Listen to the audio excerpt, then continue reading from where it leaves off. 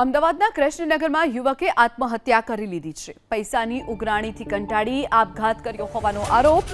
ઋષભ નામના યુવકે ગળે ફાંસો ખાઈ જીવન ટૂંકાવ્યું છે। જય પ્રજાપતિ નામના શખ્સ પાસેથી 1,80,000 રૂપિયા ઉછીના લીધા હતા।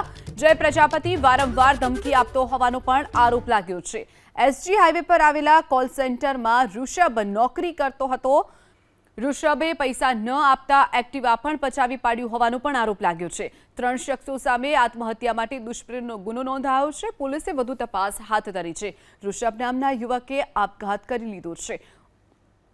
વધુ વિગતો સાથે સંવાદદાતા ચેતન આપણી સાથે ફોન લાઈન પર છે। ચેતન, જે રીતે ઋષભ નામના યુવકે ઉછીના રૂપિયા જે લીધા હતા ત્યારબાદ પરત ન કરી શકતા તેણે આપઘાત કરી લીધો છે, શું વિગતો? કૃષ્ણનગર પોલીસ સ્ટેશન હદ વિસ્તારમાં ખૂબ જ ચોંકાવનારી ઘટના બની છે। એક યુવકે વ્યાજે પૈસા લીધા હતા અને વ્યાજખોરોના ત્રાસથી કંટાળીને આપઘાત કર્યો છે। કૃષ્ણનગરમાં પૈસાની ઉઘરાણીથી કંટાળીને યુવકની જે આપઘાત કર્યો છે તેમાં મૃતક ઋષભે જય પ્રજાપતિ પાસેથી 1.80 લાખ રૂપિયા ઉછીના લીધા હતા।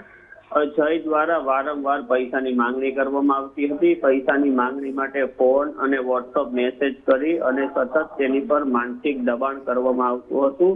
ઋષભ જ્યારે આ માનસિક દબાણથી કંટાળીને ઋષભે નોકરીથી પરત આવીને ગળે ફાંસો ખાઈ લીધો છે। ઋષભ હતો તે એસજી હાઈવેના કોલ સેન્ટરમાં કામ કરતો હતો અને જે વ્યાજખોરો છે તેમણે તેમના ઘરે આવીને એક્ટિવા પણ પડાવી લીધું હતું અને આ સમગ્ર ઘટનાના સીસીટીવી ફૂટેજ પણ બહાર આવ્યા છે। સીસીટીવી ફૂટેજ અનુસાર 2 શખ્સો બહારથી આવતા હતા અને તેમણે ઋષભને પોતાના ઘર નીચે બોલાવ્યો હતો અને બાદમાં તેનું એક્ટિવા લઈને જતા રહ્યા હતા અને તે આજે વ્યાજખોરોના માનસિક તાણથી યુવકે આપઘાત કરતા સમગ્ર મામલો કૃષ્ણનગર પોલીસ સ્ટેશન પહોંચ્યો છે। કૃષ્ણનગર પોલીસે 3 શખ્સો વિરુદ્ધ આત્મહત્યા દુષ્પ્રેરણા કલમ હેઠળ ગુનો નોંધી કેસની વધુ તપાસ હાથ ધરી છે।